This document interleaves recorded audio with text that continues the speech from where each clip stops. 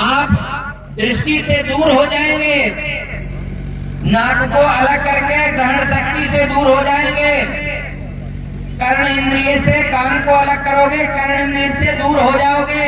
यत्र तत्र सभी अंग आवश्यक हैं, इस अंग को आप अलग करेंगे। इसीलिए भेद की अगर बात है तो हमारे शरीर में ही बहुत प्रकार का भेद है। अरे पृथ्वी और आकाश का तत्व अलग है, चंद्रमा का अलग है, कहां कहां तक भेद करोगे? लेकिन किसी के बिना कोई काम चलने वाला नहीं है। इसीलिए भले आदमी अपने अपने अस्तित्व के लिए एक हो जाओ, केवल व्यक्तिगत स्वार्थ के लिए नहीं।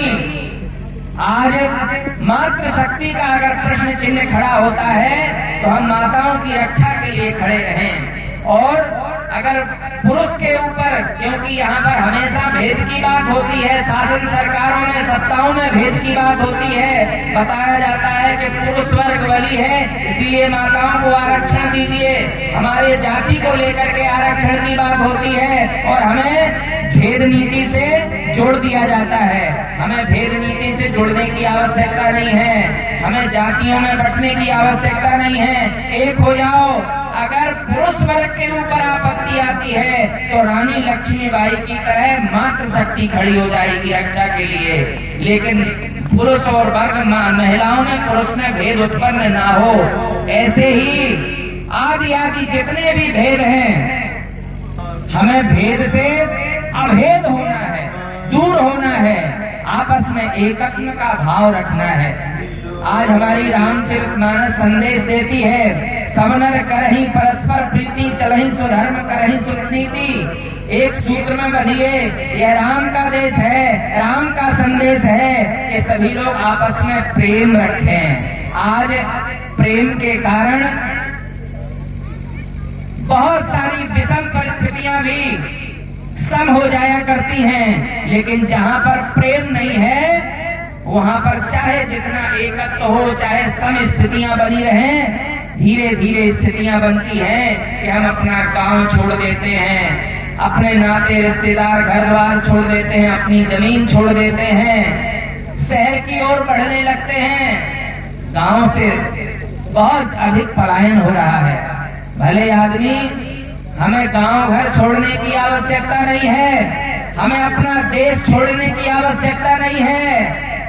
यह सोने की चिड़िया कहा जाने वाला देश, यहाँ पर सब कुछ उपलब्ध है।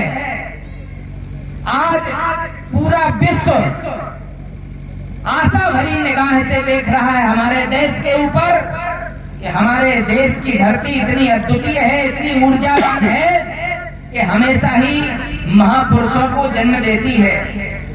हमारी धरती, आज आप किसी गांव में देखें, नारायणपुर में खड़े हैं, आज ऐसे उदीयमान नक्षत्र का जन्म होता है जय महाराज का, वो बल्कि पलायन के लिए नहीं, पूरे देश को आमंत्रित अपने इसी गांव में कर रहे हैं कि यहाँ पर ही ओम ब्रह्म साधना केंद्र में ही बहुत कुछ हम प्राप्त करेंगे, जो भी जिसको चाहिए हो उसको यहाँ से मिलने वाला है। तो हमें लगता है कि हमें और जगह से प्रभावित होने की आवश्यकता नहीं है, हमें और जगह जाने की आवश्यकता नहीं है, हमें पलायन करने की आवश्यकता नहीं है। हमारे देश में सब कुछ है।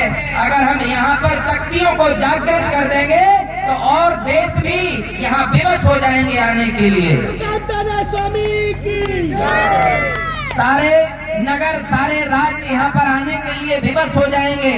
हमें कहीं जाने की आवश्यकता नहीं है, हमें लड़खड़ाने की आवश्यकता नहीं है, दूसरे के प्रभाव से प्रभावित मत होइए। आपके अंदर ही इतनी शक्ति है, आप उसको तौलिए, उसको जागृत करिए। जब आप अपनी शक्ति को जागृत करेंगे तो हमें लगता है हमें कहीं भी जाने की आवश्यकता नहीं है। हमारे भारतवर्ष के पास 3 मौसम हैं, किसी देश के पास नहीं है। इतनी ऋतुएं हैं, किसी देश के पास नहीं है। जो खनिज संपदा हमारे पास है, किसी देश के पास नहीं है। जो भारत की मिट्टी में जो ऊर्जा है वो किसी देश में नहीं है। कितनी नदियों का मीठा पानी है, किसी देश में नहीं है। तो निश्चित है हम कितने ऊर्जावान हैं। हमारे भारतवर्ष ने ब्रह्मांड की खोज की है, हमारे भारतवर्ष ने ही, ऋषि मुनियों ने ही मानव सभ्यता की खोज की है। और ये चित्रकूट धाम ऐसी नगरी है जहां पर सर्वप्रथम ब्रह्मा जी ने मानव उत्पत्ति का यज्ञ किया है। तो जहां से सृष्टि ही संचालित हो रही हो, हम कहां खोए हुए हैं। हमें और जगह से प्रभावित होने की आवश्यकता नहीं है। हमारे भारतवर्ष में सब कुछ है। हम ऋषि मुनियों की संतान हैं। कहां तुम लोग खो गए हो? भौतिक बात की चकाचौंध में, भौतिक बात की चकाचौंध में नहीं खोना है। हमें और अधिक शोध करना होगा, रिसर्च करना होगा। इस भारत की भूमि को जागृत करना होगा। सब कुछ हमारे पास है। हम क्यों खोते चले जा रहे हैं? अरे हमें जमाने की उस धारा में नहीं बहना है। जमाने की धारा में तो मुर्दा बहा करता है। अरे जिंदा हो करके रहिए। जीवित व्यक्ति धारा को चीर कर किनारे तक पहुंच जाता है और लक्ष्य की प्राप्ति करता है। हमें जमाने की उस धारा में नहीं बहना है। विपरीत स्थितियों में सभी लोग जा रहे हैं, चाहे युवा पीढ़ी क्यों ना हो। वर्तमान में कोई भी मनचला व्यक्ति हमारे धर्म ग्रंथों को लेकर के टिप्पणी कर देता है। कैसे कर देता है भाई? और कैसे वो टिप्पणी करके हमारा माखौल उड़ा करके यहाँ से वो सुरक्षित वापस चला जाता है। नहीं, आन बान स्वाभिमान सम्मान के लिए अगर प्राण को भी दांव पर लगाना हो तो लगा दीजिए, क्योंकि हमारे ऋषि मुनियों ने कहा है कि अगर हमें राष्ट्र की रक्षा करनी है, सत्य सनातन धर्म की रक्षा करनी है, तो एक हाथ में शास्त्र हो और दूसरे हाथ में शस्त्र होना चाहिए। अगर कोई भी व्यक्ति टिप्पणी करता है, मनचला व्यक्ति, तो निश्चित है हमें पहले तो वाणी के माध्यम से प्रहार कर देना चाहिए। लेकिन अगर उसकी समझ में नहीं आता है तो फिर हमारे पास शस्त्र का भी विधान है। लेकिन कोई अगर ये कह दे कि महाराज जी आप नियम कानून हाथ में लेने की बात करते हैं, हम उस कानून का समर्थन नहीं करते जो मेरे राष्ट्र और सनातन धर्म की रक्षा नहीं करता है, ऐसे कानून को भी मैं तोड़ने के लिए आतुर हो जाऊंगा। जिस समय कानून मेरे धर्म की रक्षा नहीं करेगा, मैं स्वयं विवश हो जाऊंगा शस्त्र लेने के लिए। चाहे प्राण चले जाएं, चाहे मुझे कैद होना पड़े, जेल में भी जाना पड़े तो चला जाऊंगा, लेकिन पहले राष्ट्र की रक्षा करूंगा और सत्य सनातन धर्म की रक्षा करूंगा। यही मैं पीढ़ी को भी, आगे की पीढ़ी को बताता हूं कि आप खामोश होकर के मत बैठिए। बहुत सारे चैलेंज हमारे सामने हैं। बहुत सारे भ्रमित लोग हमारे बीच में आ चुके हैं और वो भ्रम लगातार फैलाने का प्रयास करते रहते हैं। हमारे सनातन को तोड़ने की कोशिश किया करते हैं और हमारे ही भेष में है। बहुत सारा भेष बदल करके बहुरूपिया हमारे बीच में घूम रहे हैं। हमें कहीं भटकने की आवश्यकता नहीं है। तुम्हारे पास ऐसा भारतवर्ष देश है जहां पर संपूर्ण भारत की भूमि तीर्थ है, तपोभूमि है। इसीलिए हमारे संत कहा करते हैं, चंदन है इस देश की माटी, तपोभूमि हर ग्राम है। हर बाला देवी की प्रतिमा, यहाँ तो बच्चा बच्चा राम है। हमारा यह आदर्शवान देश है।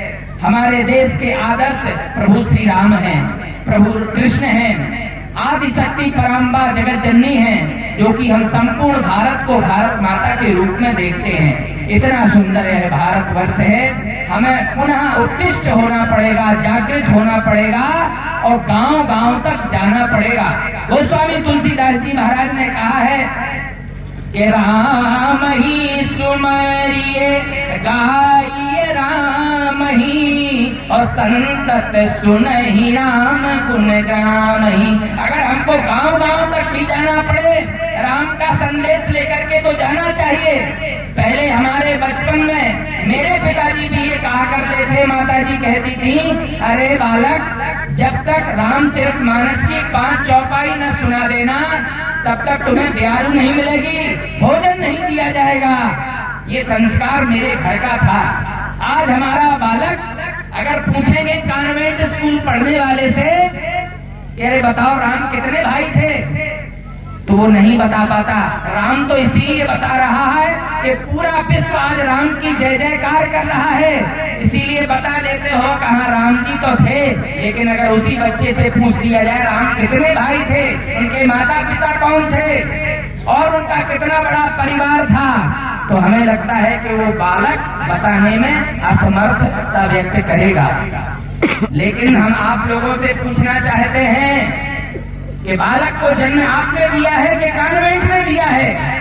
आपकी ये जिम्मेदारी बनती है कि घर में मानस को पढ़ाइए, बच्चे को गीता को पढ़ाइए, बच्चे को श्रीमद् भागवत महापुराण पढ़ाइए। इतना शास्त्र आपके यहाँ भरा पड़ा है, उन शास्त्रों को आप अगर रोज नित्य ही पढ़ाएंगे तो बच्चा विद्वान हो जाएगा। और कॉन्वेंट में पढ़ाओगे तो बच्चा इतना विद्वान नहीं होगा, संस्कार विहीन हो जाएगा, और कल के दिन आपको ही आपके घर से निकाल करके बाहर कर देगा। आप लोग कहेंगे कि बालक मेरा संस्कारहीन हो चुका है, बालक मेरा सम्मान नहीं कर रहा है, और मुझसे कहता है मेरे जमीन और ये सब दे दो, हमको घर मकान संपत्ति दे दो, तुम अनाथालय में चले जाओ। ये मेरे सामने बहुत बड़ी चुनौती है। कैसे ये बात हो रही है?